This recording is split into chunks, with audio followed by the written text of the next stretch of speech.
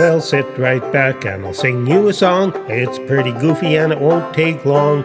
All about a crow in a hickory tree. Here's a little story that the crow told me. One little story that the crow told me in a hickory tree.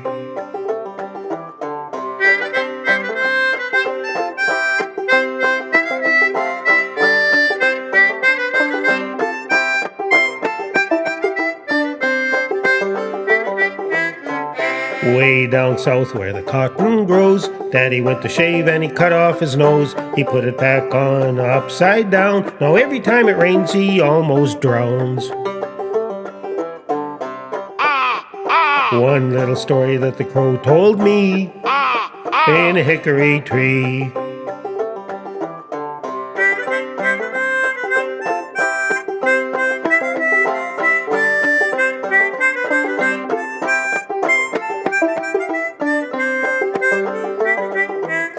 Well, I know a doctor and his name is Peck. He fell in the well and he broke his neck.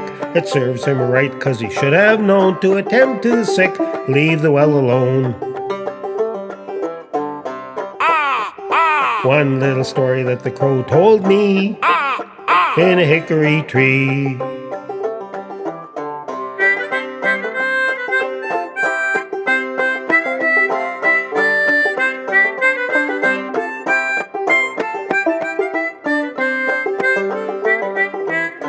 Well, Sally got sick just the other day. The doctor said she might pass away. I bought her a corset at the dry goods store. She's in better shape now than she was before.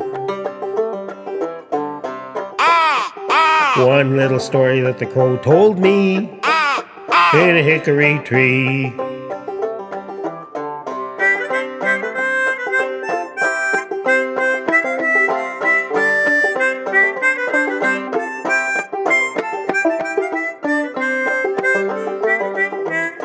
Well, they bought me a suit of union underwear to keep me from the cold and the chilly air. Wore them 6 months without exaggeration. I couldn't get them off 'cause I lost the combination. One little story that the crow told me in a hickory tree.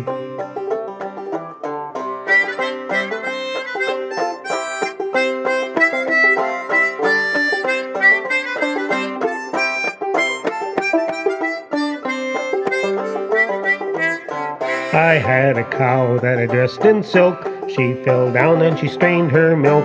My wife went to milk her, she thought it was a cinch to milk that cow with the monkey wrench. One little story that the crow told me in a hickory tree.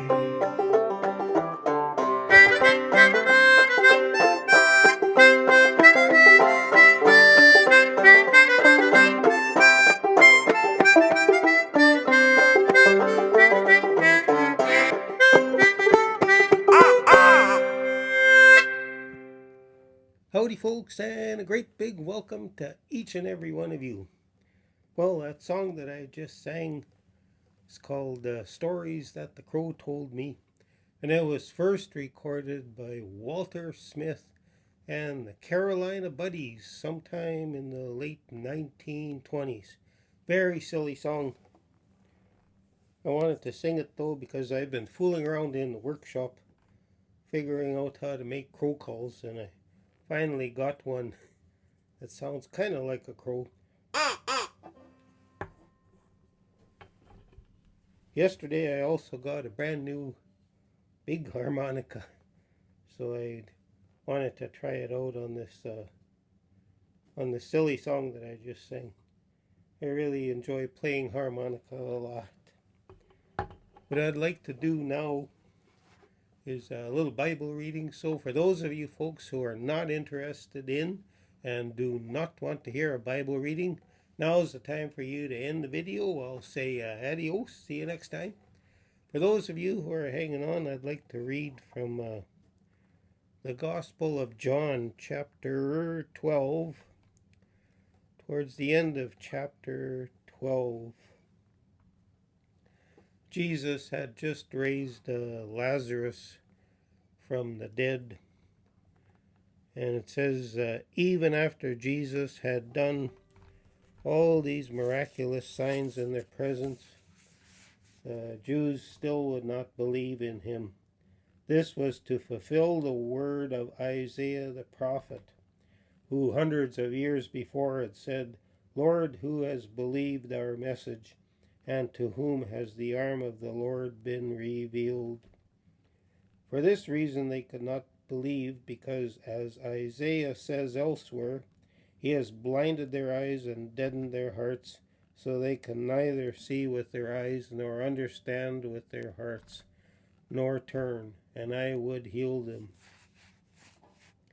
Isaiah said this because he saw Jesus' glory and spoke about him. Yet at the same time, many, even among the leaders, believed in him. But because of the Pharisees, they would not confess their faith, for fear they would be put out of the synagogue. For they loved praise from men more than praise from God. Then Jesus cried out, When a man believes in me, he does not believe in me only, but in the one who sent me. When he looks at me, he sees the one who sent me. I have come into the world as a light, so that no one who believes in me should stay in darkness. As for the person who hears my words but does not keep them, I do not judge him, for I did not come to judge the world but to save it. There is a judge for the one who rejects me and does not accept my words. That very word which I spoke will condemn him at the last day, for I did not speak of my own accord, but the Father who sent me commanded me what to say and how to say it. I know that his command leads to eternal life. So whatever I say is just what the Father has told me to say.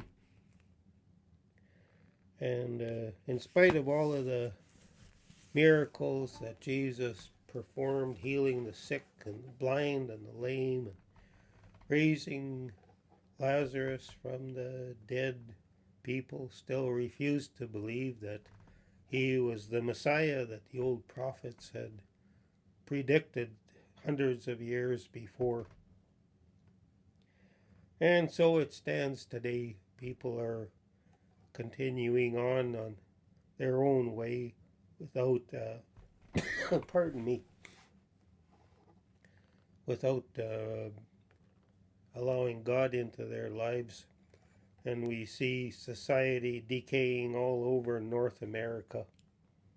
Sad to see what's going on with people are screaming about Roe versus Wade, and they're just pushing their own Marxist agendas, and nobody wants to put their trust in God, because once you remove God out of the equation, the state becomes your God.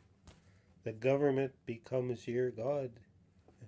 And everybody is going along with what the blind governments are saying nowadays, which is really sad. At any rate, something to think about, sobering Bible reading. I hope you enjoyed the silly tune, and I hope you enjoyed the Bible reading too. I'll say God bless, and we'll see you down the road.